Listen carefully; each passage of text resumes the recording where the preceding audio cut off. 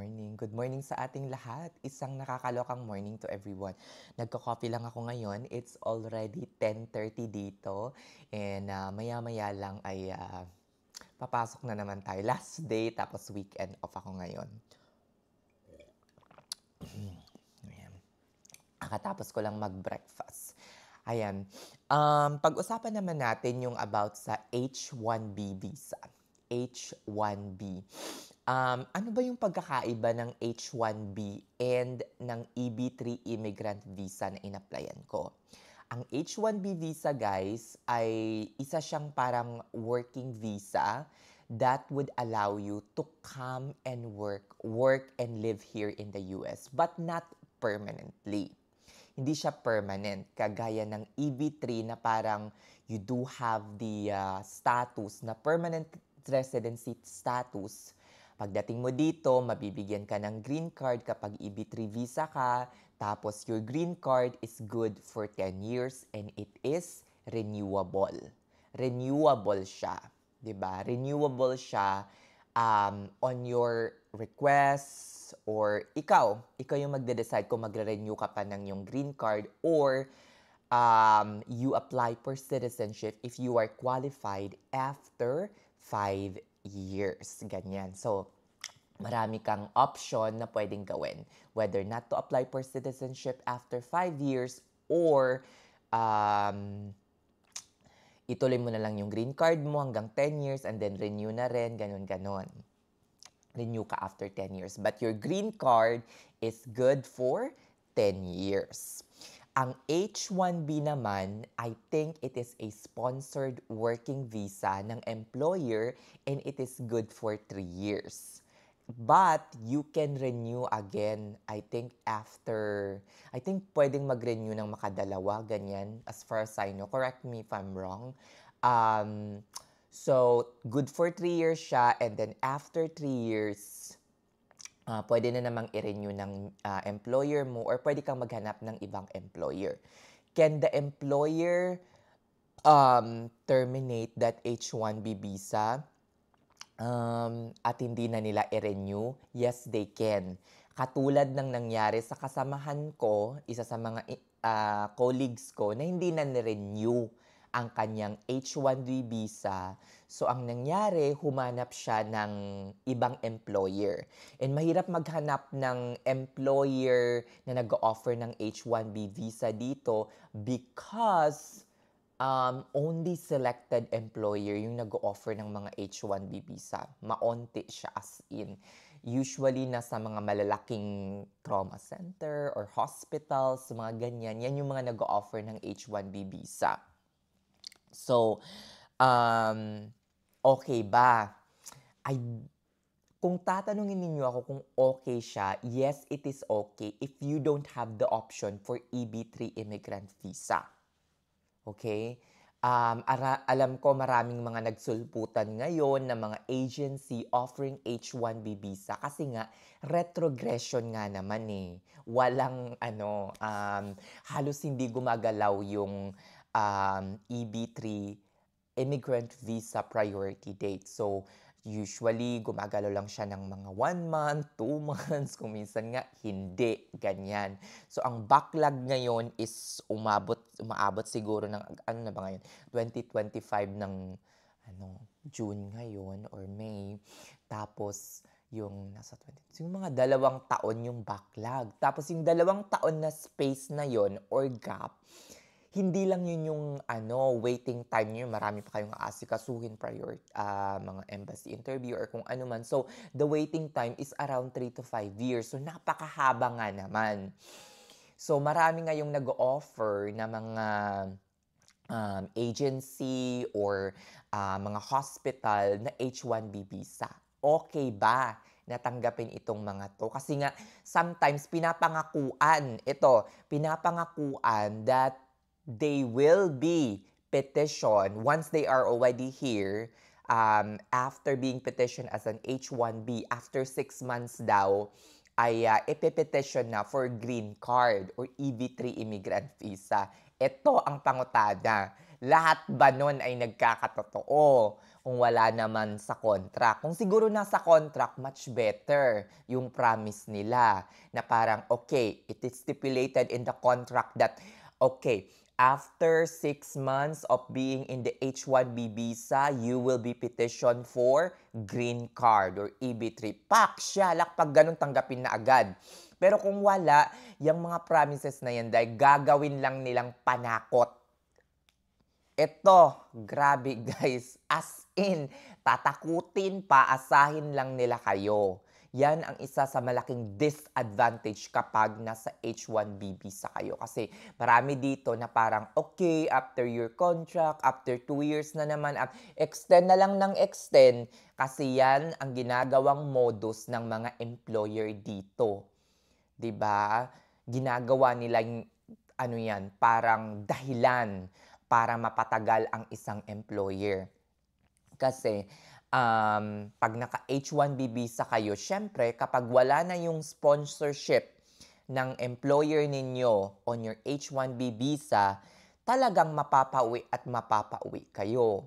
Hindi katulad ng naka-EB3 immigrant visa kayo or naka-green card kayo, kapag nagsawa na kayo sa isang employer or nainis kayo or na ano kayo, pwede kayong lumipat ng ibang ospital. Dito, dapat, kung naka H-1B visa kayo, dapat maghanap muna kayo ng employer na magpe-petition sa inyo or magsa-sponsor sa inyo para makapanatili kayo dito sa Amerika. So, iyan ang pinaka number 1 dahilan o unang dahilan kung bakit hindi nyo dapat tanggapin ang H-1B visa if you have the option for EB3 immigrant visa and wait. Kung meron kayong magandang trabaho, nasa Middle East kayo, wait. And if you have the option to wait for your immigrant visa, wait there. 'Di ba? Wait comfortably. 'Di ba? Wag madali na pumunta dito sa Amerika. Wag madaliin just because you are like, oh my God, after 3 months or after 6 months, ipipetition na ako as green card, tanggapin ko na tong H-1B visa. Kahit pa meron kayong option to be a green card, pagkarating nyo dito, on your first day here in America, naku day, please lang, wag niyong tatanggapin ang H-1B visa kasi isa sa mga number 1 reason is kayang-kaya nila kayong takutin. Ayan, magalit na yung mga naka-apply. Bahala na, basta sasabihin ko yung totoo. Sasabihin ko yung mga nakikita ko dito. Tatakutin kayo ng employer, guys, na parang, ganito, pag umalis ka, hindi ka, mga ganon. Kasi pag umalis ka, wala na silang hindi na nila i-renew.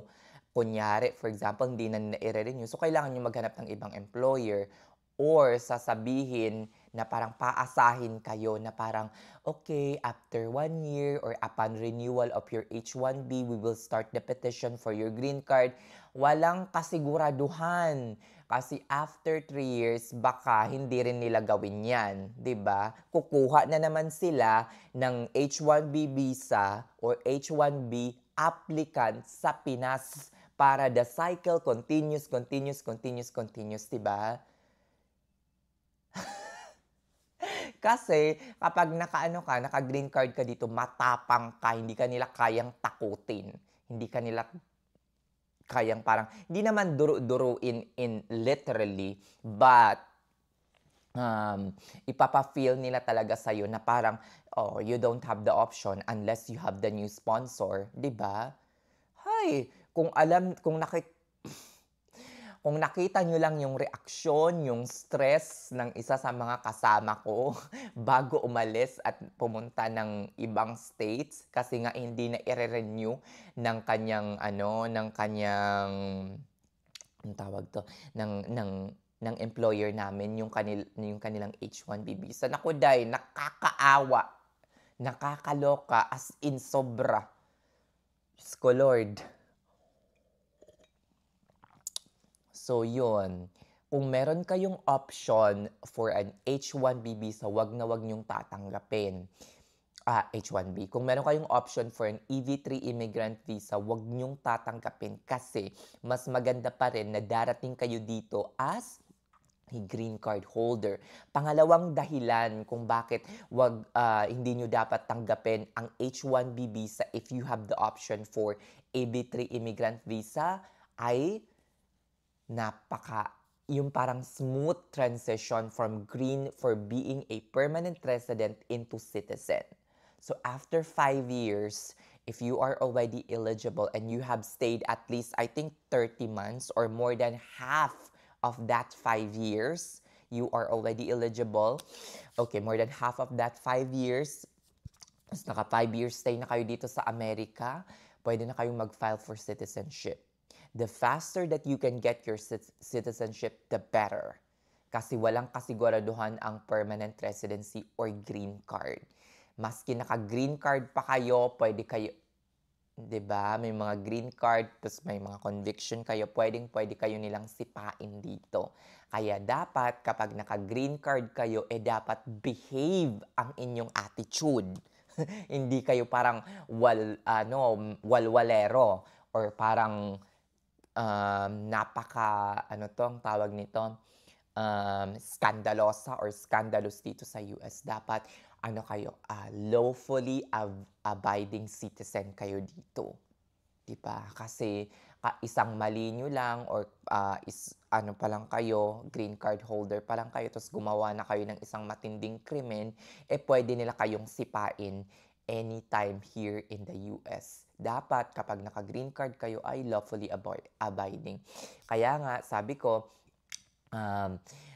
the better or the faster that you can get your citizenship, the better. 'Di ba? Kung qualified na, go and apply. Wag nang mag-isip ng mga kung ano-ano. Naluloka ako sa mga taong yung parang, paano na yung mga property ko? Paano na yung mga tax? Paano na yung itatax ako sa Pinas? Lord, itong mga taong ito, kala mo kung makapagsalita, kumikita ng mga $300 million sa Pinas. At kung mag-worry ng parang, baka ma-double tax ako, La ilaha illallah, Muhammad Rasulullah. Nakakaloka, day. yung parang, yung parang kumikita ng billion-billion sa Pinas at parang worried na parang, pag ako sa American citizen, baka i-tax din ako as dual citizen, ganyan-ganyan sa Pilipinas. Ay, naku, mga gago talaga, no? Hindi pa nga nagiging citizen, pero ganun na yung mga iniisip. 'Di ba? Katulad din ng mga wala pa dito sa Amerika, nag-iisip na ng kung ano-ano yung parang, ay, ang mahal ng healthcare, tapos walang sick leave, walang ganito, walang ganito. Unahin mo munang makarating dito sa Amerika bago mo isipin 'yan, 'di ba? Huwag masyadong mag-worry sa future. Baka wala ka na baka bago ka makarating sa future, lahat ng lahat ng area ng mukha mo, may wrinkles na. Masyado ka ng matanda para makarating sa future, 'di ba? Masyado ka ng stress. Sobra kong makapag-worry. O ayan, hanggang dito na lang. Ayan, ang masasabi ko lang is that if you have the option to not choose or lean towards H-1B visa, please do not do so. Char, English. Diba? Kapag may option kayo, kunyari nasa kayo, bigyan ko kayo ng example. Kunyari nasa Dubai kayo or nasa Middle East kayo, ang ganda ng sahod ninyo. Okay? Ang ganda ng pasahod. Senior staff kayo sa isang facility na pinagtatrabuhan. More than 6 years na kayo dyan. More than 8 years, 10 years. Tapos, kakapasan nyo lang ng NCLEX. Hindi na kayo halos ginagalaw at may boses or say na kayo sa inyong area. Bakit kayo magmamadaling kumuha ng H-1B visa para mabilis na makarating dito sa Amerika? Go for EB3 immigrant visa. On your first day here in America, you will be a permanent resident. After 5 years from that first day, you will be qualified to apply for American citizenship. napakagandang opportunity nun para sa inyo. So if I were you, kung nandoon kayo sa sitwasyon na yon, ito lang ang masasabi ko sa inyo. Harap-harapan, puso sa puso. Wait for your EB3 immigrant visa. Apply for an EB3 immigrant visa and don't settle for H1B visa. Don't settle for less because you deserve better.